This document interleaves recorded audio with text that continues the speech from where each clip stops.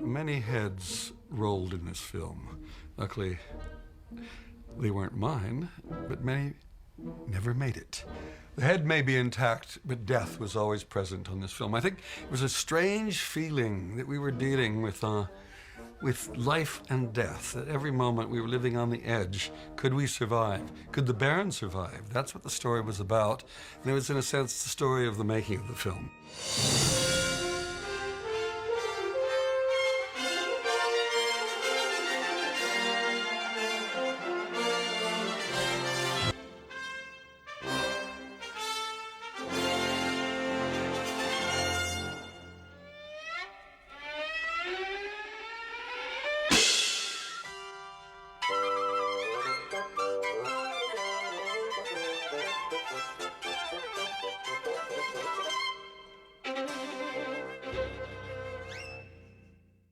And we finished making Brazil. Arnon Milchat and I are talking about, let's do something again. We had a great experience on Brazil.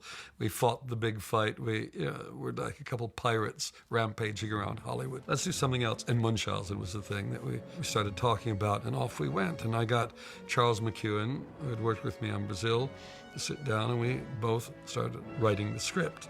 We wrote what seemed like fun and what seemed that would look exciting and interesting. So there was no question, and neither at any point did Terry, say, well, that's out of the question. We can't do that. I mean, it just wasn't. It would have been too limiting at that stage. The first time I was aware of Munchausen was when I picked up this brochure for the British Film Institute, and they were doing their seasons of films, and there was this image, and it was from a film called Baron Prasil, which is actually Baron Munchausen in Czech. It looked like animation and live action. I wasn't sure.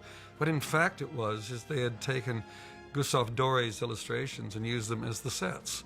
And the Baron played amongst that. I've always loved Gustave Doré's drawing, particularly in things like Munchausen.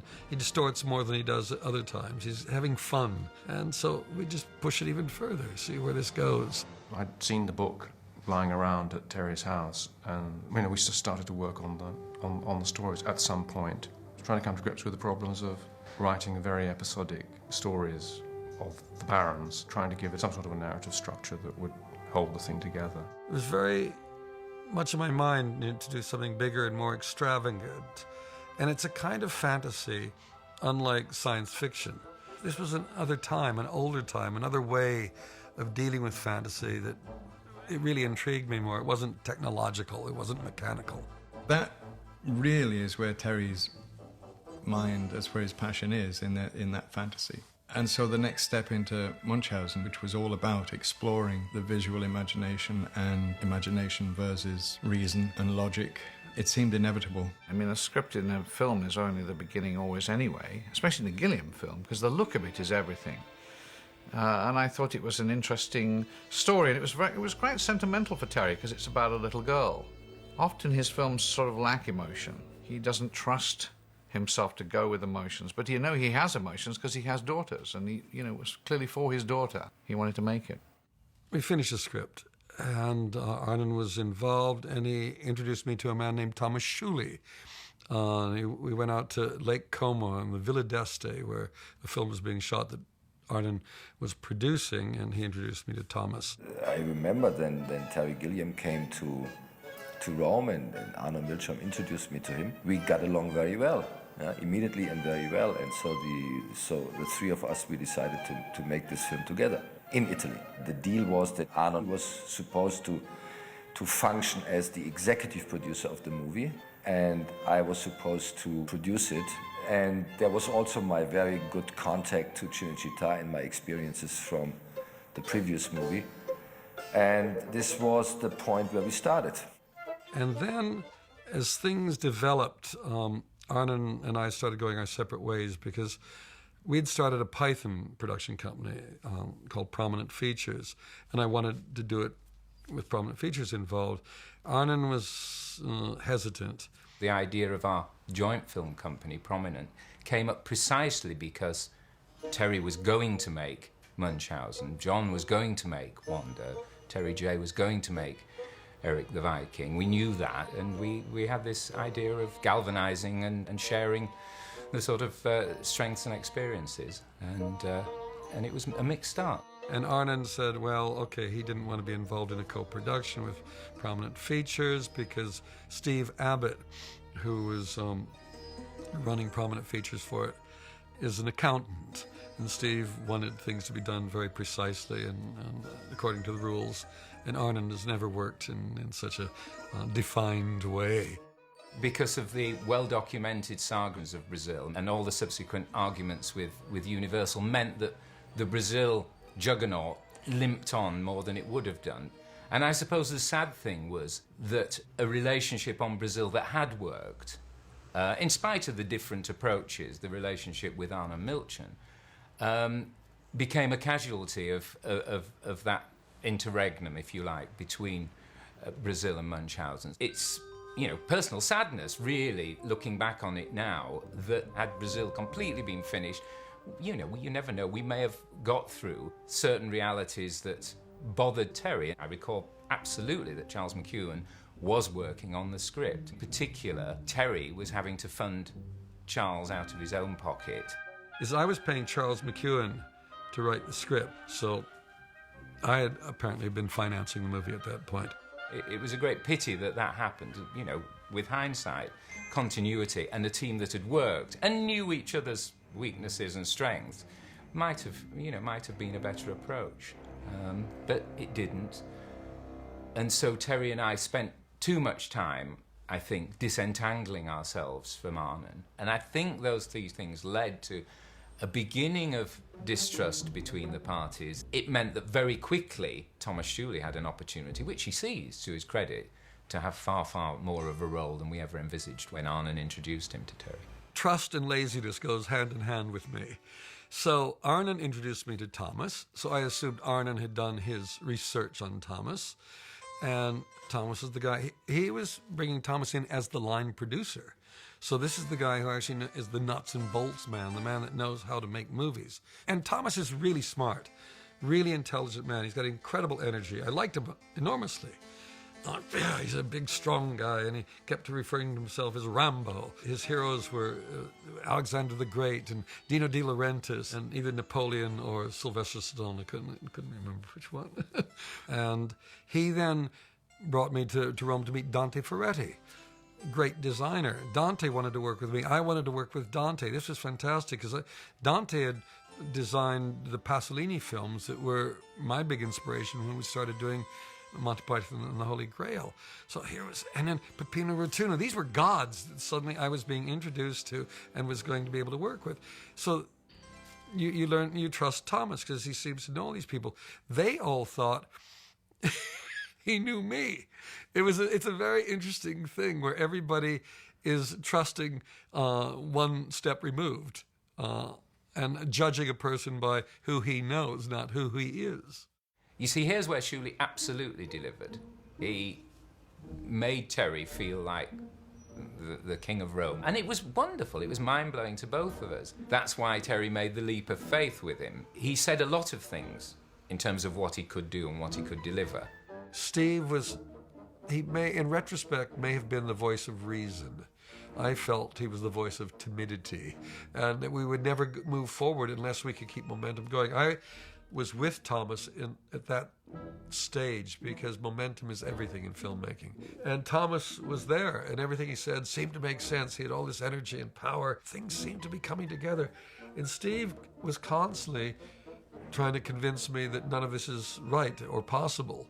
He just wanted to do things in a completely different way, and his modus operandi was brilliant. He was ambitious, he had connections, and I believe he lured Terry to Italy because he said, come to Italy, save yourself, whether it's 5 million or 10 million. It all looks odd now, but once he'd hooked Terry in, he had the power base he wanted and needed. And we at Prominent had less and less to do with it as the shoot got closer and closer. It became Thomas's show. As I had a certain relationship with Cinecittà, I took the first cost of pre-production on my company's name. Let's say I was committed to $1 million more or less towards Cinecittà. And then one day Arnon just vanished from the face of this earth. And for me there was no more alternative than making this movie. We put a budget together and we went out to Hollywood, and with Jake Eberts, Thomas, and myself. And we meet one of the first people, this guy named David Picker, who's working for Putnam at Columbia. And our first meeting, he says, I want to make this movie, despite the fact that David Putnam had said no a few months earlier. Movies are a hazardous business, and with the best intentions, the best filmmakers don't always get it right.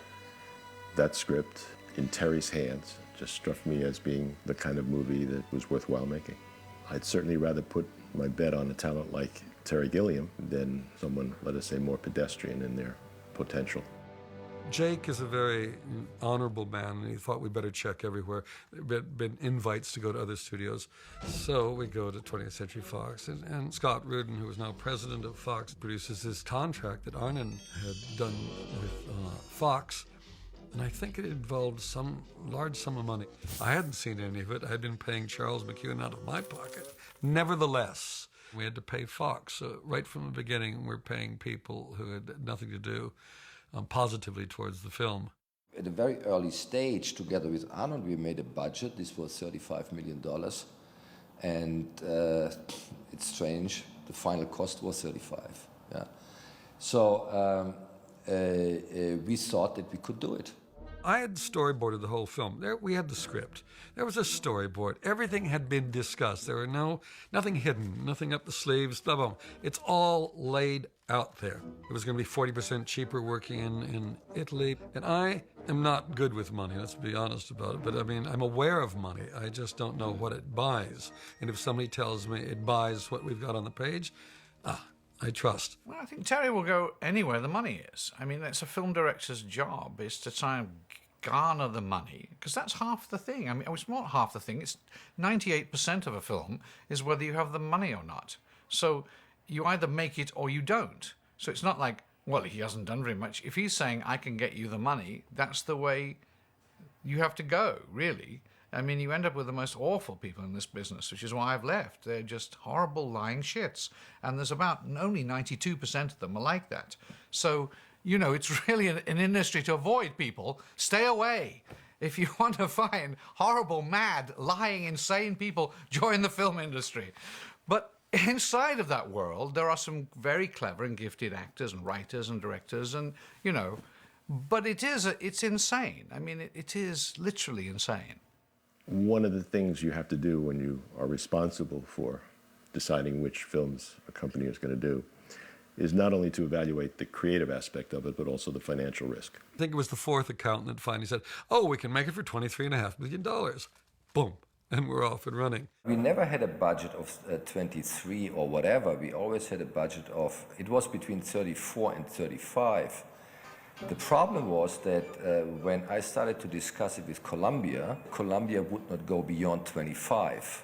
So I was given the clear hint from Columbia just to cut off 10. So I said, how can I cut it out? And he said, just cut out production design. So we just cut out production design, which meant everybody knew from the very beginning on that this cutting out was just a fake. I suppose Terry allowed himself to be lured to Italy to make the picture on what I would say now was a false promise. You know, we can do it for a few million less. Well, history's proved that we could have made the picture, I suspect, several times over in Pinewood and still saved money. And Terry, you know, we could have shipped in the wonderful technicians, but Terry would have, you know, wouldn't have had the fallout that subsequently happened. I jump. I just go because I wanted to do something. I wanted the adventure. I wanted to make the movie. I wanted to work in Rome. It was terra incognita for me, and it was going to be exciting. Dante was the key to Italy. Dante Ferretti, great designer. But then Gabriele Pascucci turns up. So fantastic, a great designer. Peppino Rotuna, great cinematographer. So I'm still feeling pretty confident, even though I'm aware that we're not speaking the same language. So you're losing that immediate conversation that goes on. With Dante, it was less of a problem. His English wasn't great, but we can draw. We can draw a thing. We can look at a picture, say that. Yeah, and bigger, più grande, bigger, left, right. I could do those things, and we could communicate very easily.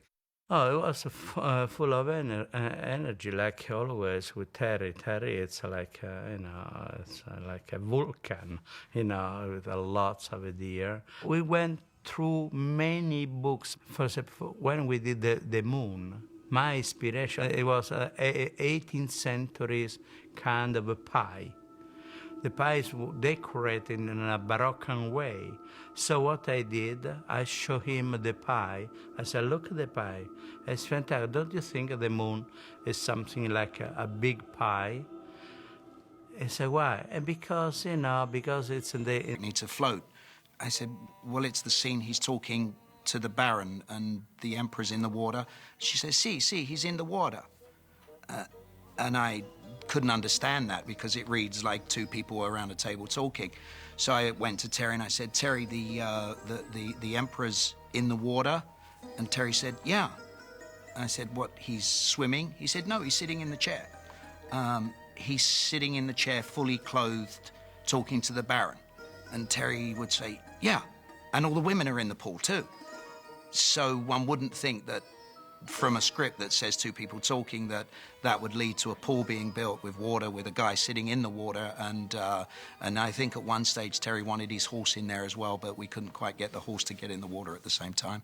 Even though people think I ask for impossible things, I'm actually always aware of how you do things. That seems to be my job as a director, especially if I'm doing special effects, to understand how they're done. So if I'm asking for something, I'm not asking for the impossible. I'm asking for the possible.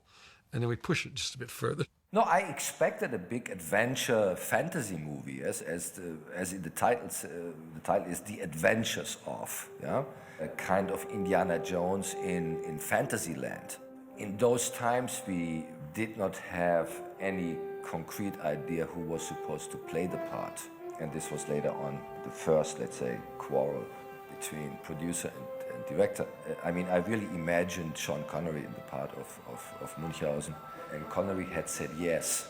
Yeah, he was really willing to do it. I kept saying, I wanted a great actor that has been forgotten, and that was John Neville. The great thing about the role is that it was a role that had 4 different ages, going up to 80. I reveled in that because I've been a Shakespearean actor. The thing about Terry was that he didn't want a famous screen actor. He wanted what he thought was a very good actor who had been in the classical world. So that's how I was lucky enough to get the role. I just thought here was somebody who had been as big as Richard Burton on stage. He was a very interesting man who had left the limelight of London and went to Sheffield, I think, first, and created a great theater there. I think he seemed to be almost more interested in creating great theaters and theater companies than acting at a certain point. And here was his chance to get back into the movie business. I was running Stratford at the time, but I always worked at Stratford way ahead.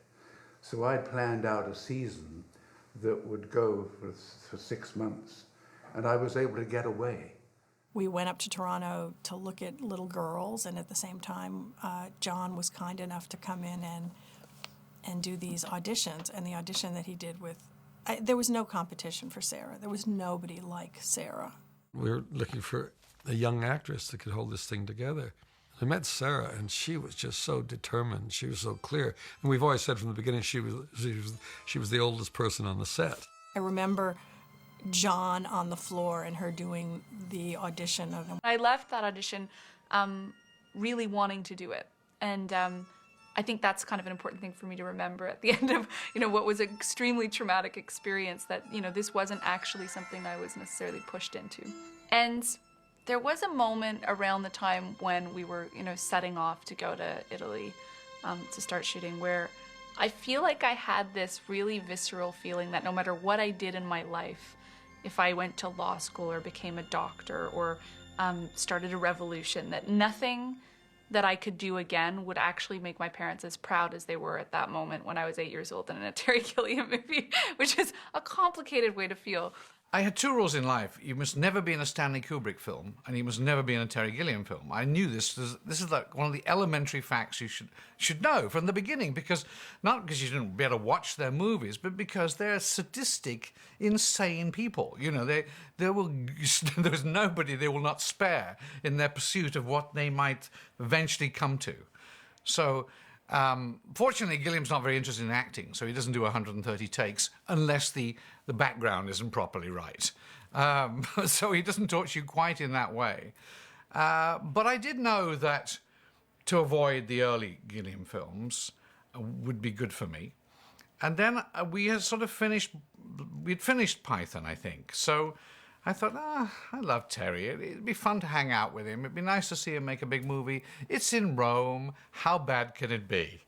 I was in Provence. I was in a good mood. I just had to get in my car, drive to Rome, and that was it for 6 months. You know, it's like, forget about your life. It was a truly horrible experience. You know, it was, I think, apart from boarding school, it was probably one of the most unpleasant experiences I've ever been through in my life. And to just even recall it is a bit of a nightmare. I felt that Terry and the people around Terry were sometimes like paralyzed by the big machine called production Baron Munchausen. Yeah? It's a big machine, so many people. I mean, we had all Cinecittà. Yeah? So Terry, sometimes he asked me, what are all these people doing? And I said, they're all working on this movie. But what are they doing? I said, don't ask me, ask your production designer or ask your special effects people. Yeah? This is just the size of the picture. Yeah? It's just big. Yeah? So the people working with him, yeah, were just not the adequate people for such a big undertaking. And this was one of the reasons why I hired somebody like David Tomlin, because he is used to maneuver, to handle big production. Huh? David was there for, I don't know, a week. And then I get a call from Thomas saying, oh, little problem. David quit. And I said, what? And I got him on the phone and I said, you can't, come on, you can't do this. This is too great a project. Stick with it. And he knew that he couldn't coordinate everything and be on the floor at the same time, telling everybody what to do there. So he put himself in this position where he could look at the entire plan. And so David took charge of making sure everything we needed would be there when we needed it. David was the kind of assistant director who you only called when you were in deep trouble. One of the remarks David always made was, wouldn't it be great if we could just do Black Beauty in the back lot of Hertfordshire? But he never got those calls. He dealt with Rambo and Gandhi and all of those movies. So here he was again in Rome, basically with one English-speaking assistant, which was me, and a film that was about to spiral out of control. The real problem was not so much the studio, it was the production itself, because it seems you work your way up into the production system in Italy so that you can then pocket as much money as possible personally. And we just found the corruption was ridiculous. That wasn't the studio itself, that was the production. Romans are very good at taking money. I mean, when we first were met, they were driving all these old battered cars and all these sort of, drivers. By the end, they all had, Missoni scarves and new cars, And so, Rome has its own way of extracting its own money. So there was money flying out of the door. To try and prevent that would have been very, very difficult. It always struck me that Terry had got a deal in Cinecittà that was not unlike you get in any Italian restaurant, good or bad or indifferent. You see something advertised on the menu, perhaps even at the door before you go in, it says $4.95 pasta.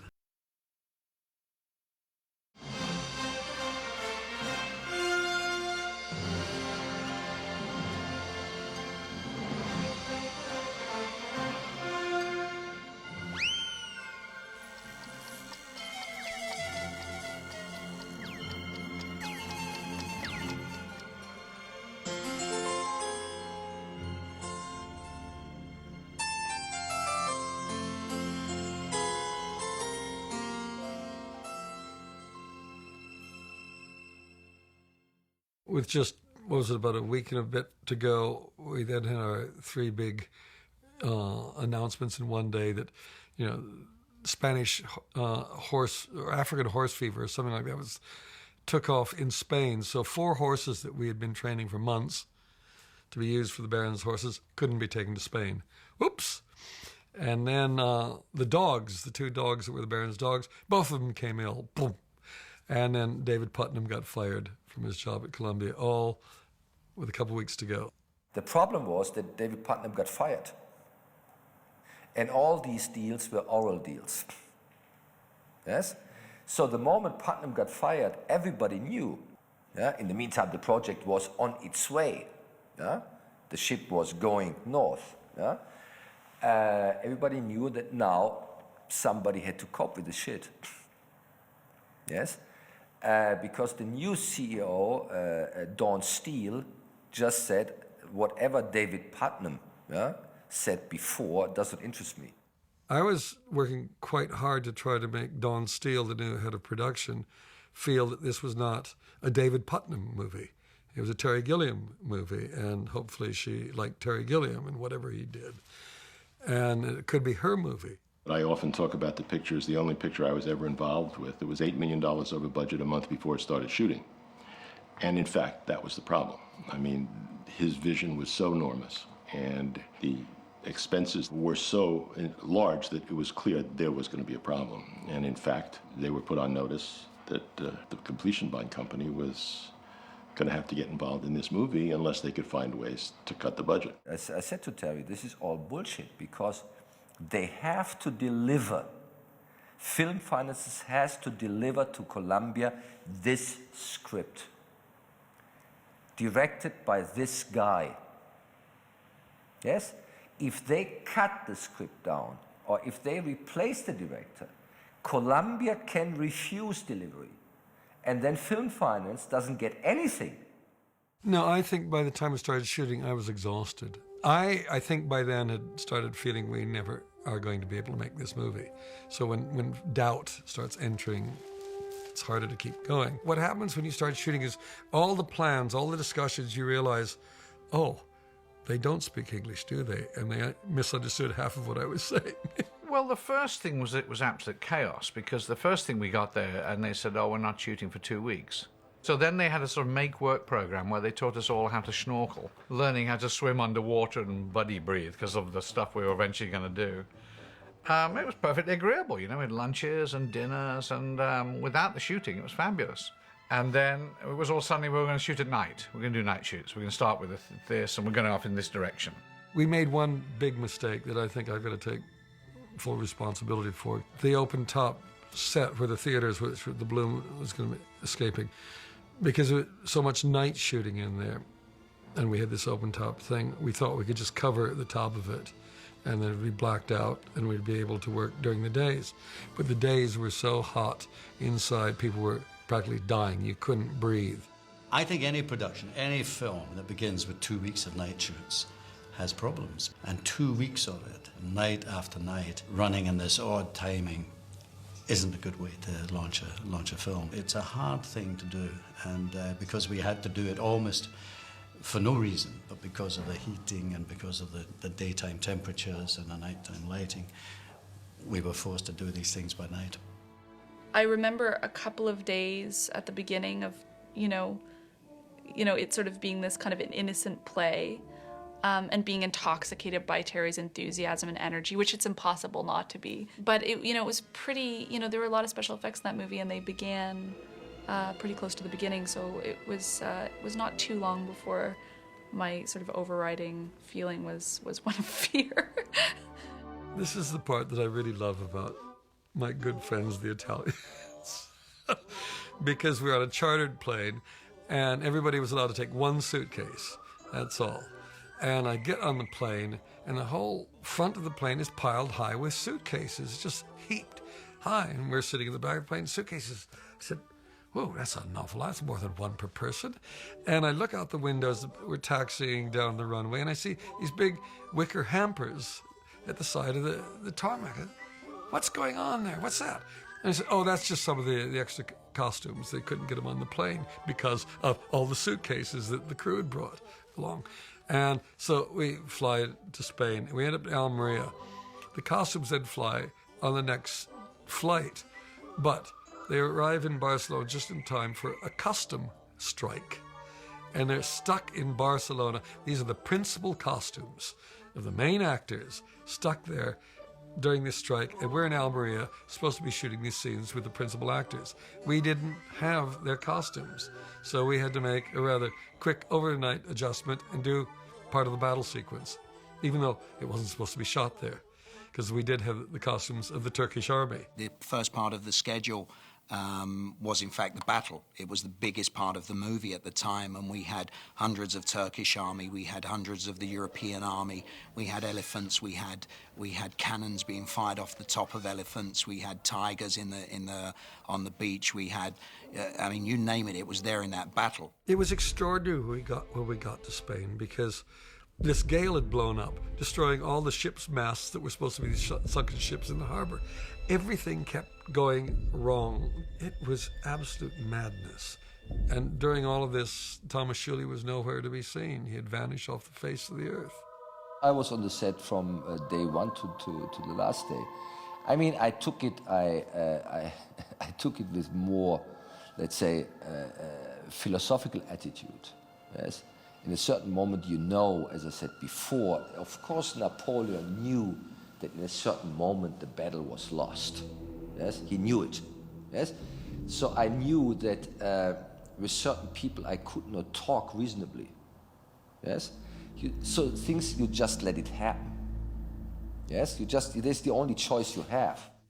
The idea he was on the set every day is just nonsense, of course, because nobody was talking to him. None of us who were actually making the film wanted Thomas in our life at this point.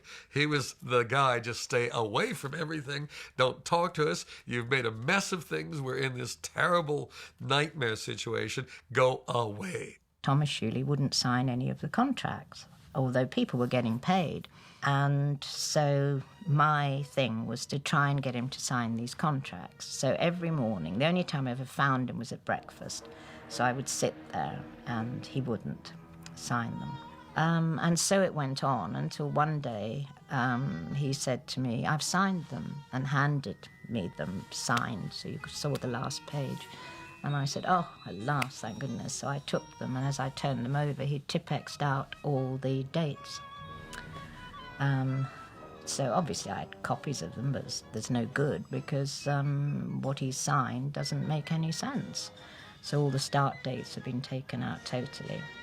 They became hysterical by counting all these little pennies, or not accepting that after Putnam had left Columbia, it was a certain situation you could not change anymore. Many, many wrong elements had come together. Many, many. The only bright guy I met in all these years was Arno Milchan. He was by far the brightest guy. And all the rest was, even David Putnam was no real professionals. He really hated the English, is the reality. And the English were not comfortable in Rome, to be honest, either, because they're used to things working at a certain controlled, sensible level. And in Italy, things are done in an Italian way. And it does work. It actually works, but it's terrifying. And it doesn't necessarily work well on a project as big and as complex as this one was, with as many special effects. What the Italians love doing is, at the last moment, just producing magic. And they're really good at it, but it doesn't always work. I've made other films in Italy, and filming in Rome, there is a sense of organized chaos. Everyone likes to be very macho and shouting and yelling, and it always feels as if things are going wrong. You had two different cultures. You had sort of the Italian way of working and the sort of English-American way of working. And they didn't quite mix, because the Italian crew have an enormous respect for the cameraman, the photographer. He's sort of like a cardinal, the one that must be obeyed. I mean, you would just wait for him to be ready, because he's like a painter. He's painting this beautiful picture for you. The thing that was funniest about my relationship with Peppino, who I do think is an extraordinarily brilliant cameraman and did a beautiful job, but not quick enough, is that he felt that there was a kind of Catholic filmmaking, Roman Catholic filmmaking, where the director is God and the lighting cameraman is the Pope, and everything comes down from there. There's no direct communication with God, only through the priesthood and the Pope. I, a good Protestant, believe in everybody having direct access to God. Me.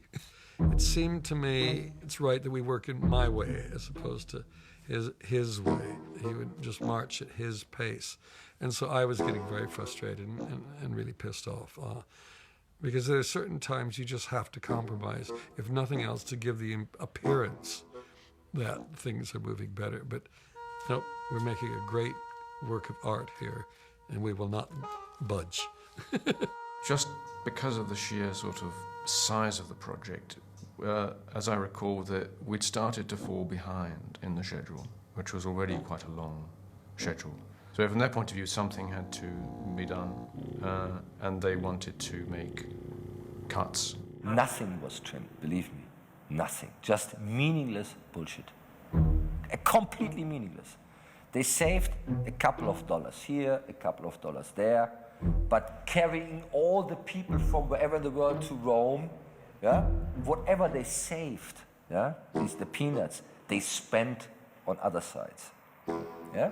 So this is what I say when I say these are just for me all lightweight people, because if you see that you're in the shit, yeah, you have to find an elegant way out of it. And the best way to find out of the shit is always to make a very good product, get it properly sold, and get the money back at the box office. This is for me, this is smart. Yes? Once you know that the battle is lost, yeah, then running around like hysterical women on the set in Rome, saying, "Can we cut something?" Yes? This is just, this is petty stuff for me. We're behind schedule. There's no question we're behind schedule by a couple of weeks at least.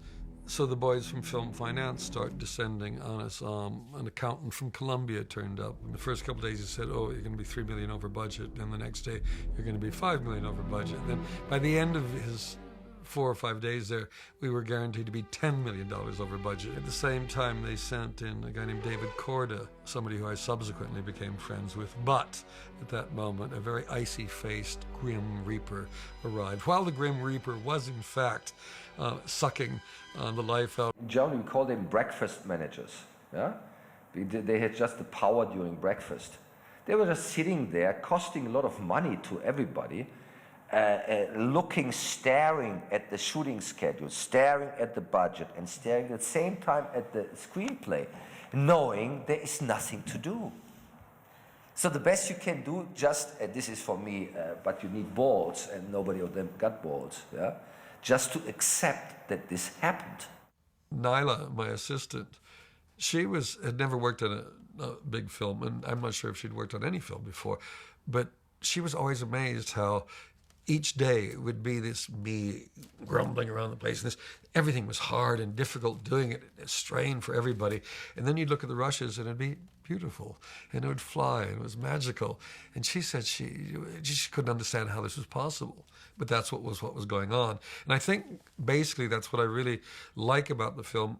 I don't think it shows the difficulty or the pain or just the nightmare. It comes out as, wow, this is magical, full of joy and life and death.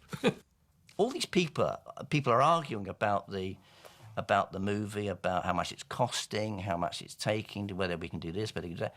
Nobody could be bothered to say, wow, look at what we're creating. Is this not worth what we're told it's costing? They were blaming everything on me at this point. They didn't know enough. They found out more later, but at that point, I was the entire fault for everything that was happening. And they were threatening to sue me for fraud and misrepresentation, to seize my assets. And I walk into David Korda, the Grim Reaper from Film Finance, and I just started screaming at him, you threaten me, you can threaten the film, you threaten my family, and you're a dead man. And they dragged me out of there, and I got downstairs, and I looked back up, and there I was outside the building there in the window. I could see him up there, and I was looking for a rock because I was going to heave through and brain him, and I couldn't find a rock. And out of frustration, there was a car sitting there, and I just hit the windscreen with my fist as hard as I could, and it shattered it. Ha! And I felt great. I just felt fantastic. And then I looked and realized it was my car. But it was a great night's shoot after that. There was so much adrenaline coursing through my body. We just flew. It was actually one of the best nights we shot in the whole shoot. What happened then, we reached a point when they said, that's it, this thing is out of control. And so they closed us down, and that was it. It was at this point that we've all found out that, in fact, the entire budget was spent in the first 3 weeks. So we were, in fact, shut down at the end of that day. We shot the scene with John Neville at the gates, saying his wonderful line, "Open the gates."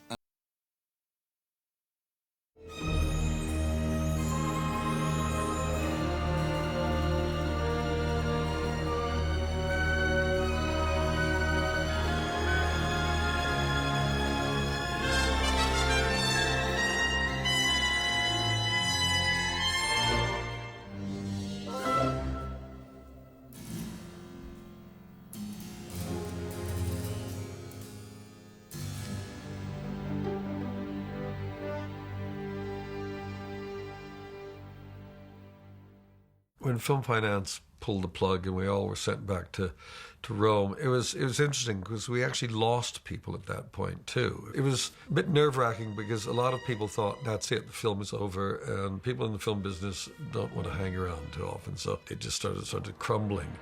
I kept telling Film Finance, whatever you do, let Dante keep building sets because we're way behind schedule, and if we start up again, you're going to be in real trouble. They didn't listen to me. They were really convinced I was the prime mover in this debacle. And so almost everything I said was dismissed. I certainly was fearful that we would never get going again. And I think a number of people thought we wouldn't. Well, I was worried because I had a job in Stratford. I was running Stratford.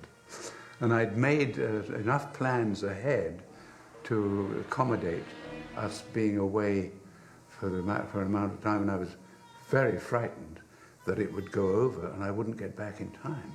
It would have been terrible for me.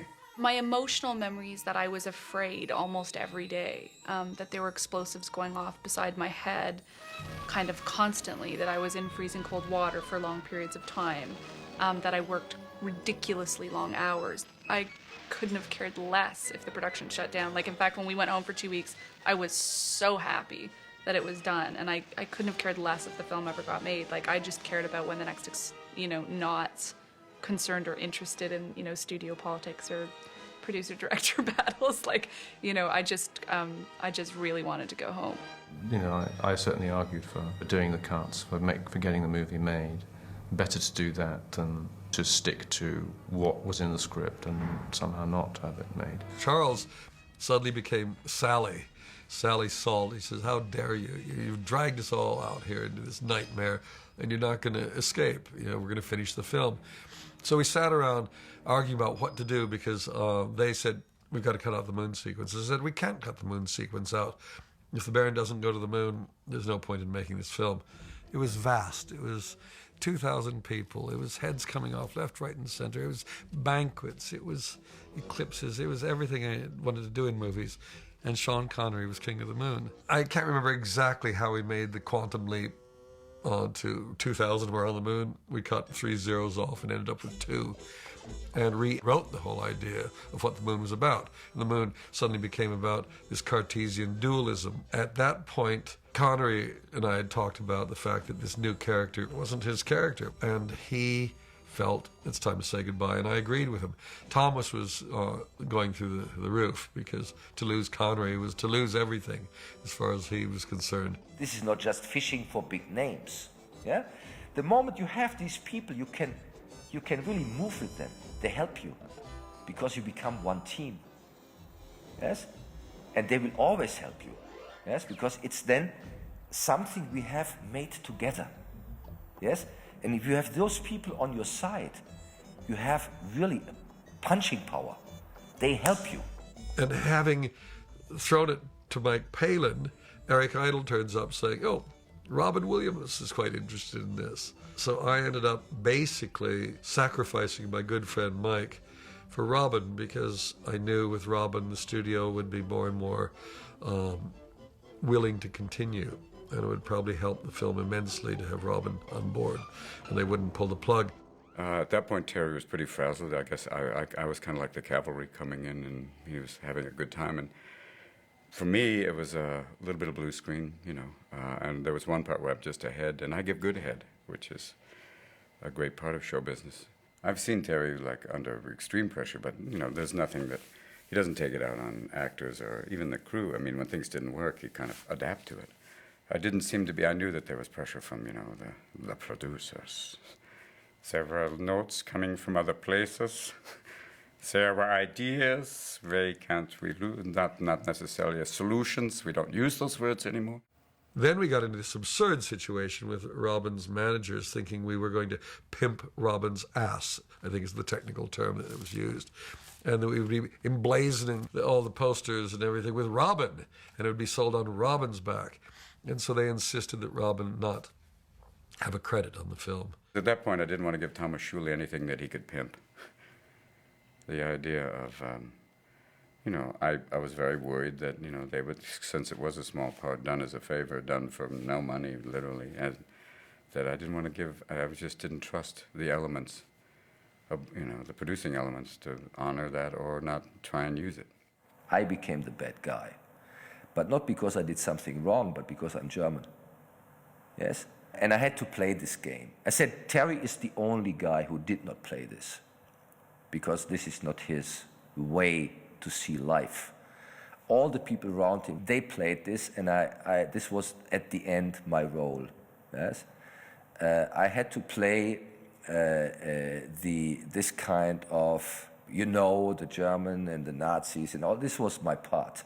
Yes, and therefore I do not. For many years, I did not have good memories. Yes, but this is just the way it is. Is the director really in charge of the film? Is the auteur theory true? It was like they believe in the auteur theory. And somehow it was all springing out of my mind, and everything that was going on there was my fault. That's what it felt like. Maybe it was my own paranoia. But I don't think it was, because the level-headed people were all, you know, trying to calm it down. And that's why it was so interesting when Joyce Herlihy turned up. And she gave me support. That's what was nice, because I think I was really feeling pretty rattled. I wasn't greeted with great joy. I had to find my way through the various heads of departments. And gradually, we all worked together to get it finished in time so that John Neville could leave within his contract. Thank goodness it became on again. I suppose they got more money. And it was on again, and we were okay. It recovered, and we finished it. The irony of this whole thing was that Film Finance insure themselves with Lloyd's of London, so they had a limit to their financial involvement. So they took over the film. Then they reached the point where they'd spent all the money that they were required to spend before Lloyd's of London then came in to insure the insurers. And for a moment, we were running like a proper, intelligent film. There's a very interesting story about the balloon. It was, of course, the iconic image of the Baron, and I think it was the first shot of the day at a perfect dawn light. And the clouds were up, it was raining, it was probably one of the worst days, and suddenly, as the cameras were all ready, and it was a story that everybody remembers, the sky opened up, there were these beautiful rays of sunshine, and in that 15 minutes, the balloon raised up over the city, and there it was, the adventures of Baron Munchausen. And then suddenly, surprise, surprise, Lloyd's had a limit on their responsibility, and so, we met that point, and now it went bouncing back to Film Finance to continue paying.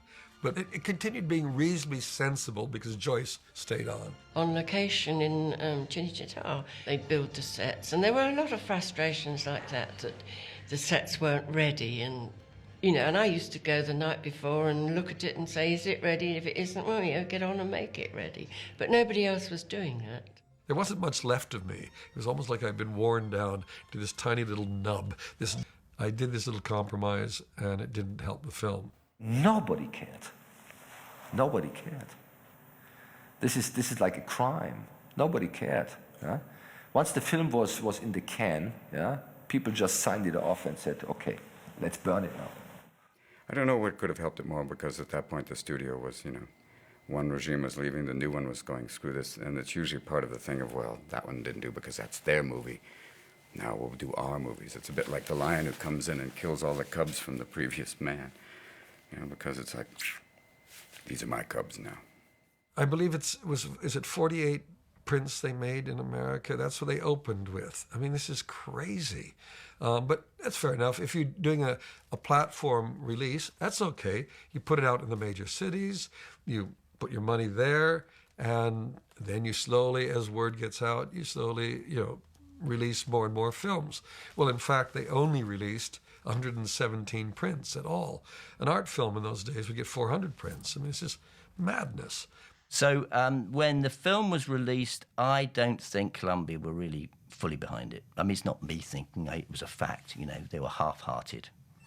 And they gave it a sort of derisory sort of release, and they didn't promote it in the right way.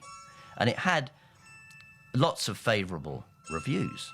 The strange thing is that it got the best reviews the studio had for any movie since The Last Emperor, which had won Academy Awards and everything. That's what was incredible about it. They got good reviews. And yet, none of this mattered. They had an accountancy problem, a business problem, and we were just one of the victims. Whatever you see, when you see $35 million, just as a luggage full of money, you can see it on screen. Yeah? You see everything. You see every dime on the screen. Yeah? There is nothing where you can say, yes, I didn't see all this money. Nobody with a minimum of experience would ever think that Munchausen has been done for this little money. The fact that the film did so poorly at the box office was kind of the perfect ending to this great tale of this outrageous, flamboyant, over-the-top movie by a director who had just taken on the studios and won, who then went completely out of control during the making of it, and then it crashed at the box office. Perfect. It's the way we like to see these things. It's exactly the victory of Horatio Jackson, that people on hot air and fantasy are going to crash. And so it's a very tidy story that seems to be repeated again and again, picked up by historians or critics who don't bother to actually look at the facts of the whole thing. I kind of like it that way in some strange way, because the tale fits in with the world of Munchausen. It's a great lie. It's an extraordinary lie, but it's better than just the boring truth. Except it isn't really, to be honest. Let's be honest about the boring truth. It wasn't boring, and it's amazing. Munchausen was deemed to be a disaster after the first day. The joke was, after the first day's filming, we were already a week behind and 20 million over budget, It wasn't. There were extraordinary things happening in Munchausen, positive things. I see everything as positive, because what the Munchausen gave to me, it was very important, because first Terry Gilliam gave me the opportunity to work with him. It's a great artist. I think certainly for me, the great thing, the big plus that came was getting nominated for an Academy Award for the visual effects, and that was terrific. It was completely unexpected. I have really good memories of the actors, all of them, and I feel like all of them kind of went above and beyond to kind of make me feel quite kind of loved, actually. And I remember, specifically Eric just spending hours and hours with me, playing with me, getting me a little piano synthesizer to play on, singing songs with him, and I think at one point he even bought me a warm winter jacket because I didn't have a warm enough jacket. And Uma too, she was 17 at the time and really spent a lot of her time talking to me and playing with me. And even Terry, I feel like he really took the time to play with me, I was acknowledged as a child in that way. I just thought he'd done such an incredible job. How he did it, I don't know. But he was determined to do it, and he stuck with it with all kinds of hindrances. And it's I thought, a wonderful movie, and still is, actually. Terry gave us the opportunity to see into his imagination And for all of us, it became our world for a whole year.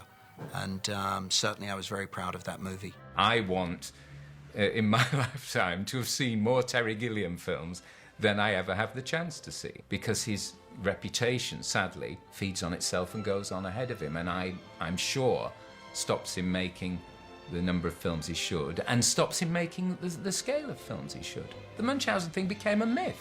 Everybody forgot that Terry's first 3 pictures as a solo director were terrific value and produced properly, and suddenly this Munchausen thing becomes a millstone round his neck that Terry is an over-budget director. Terry isn't an over-budget director.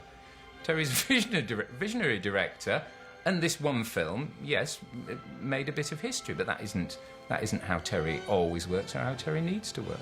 He's like a crack Disney. He's like somebody who hates the studios, totally.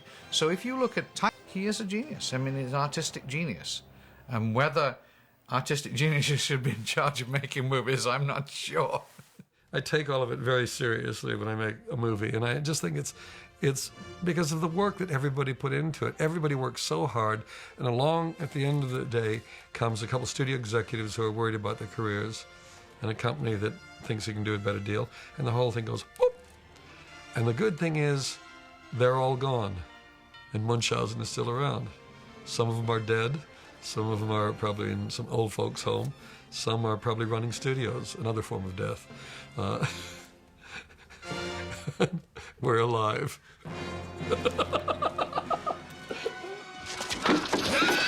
I knew we could do it! Hold together now!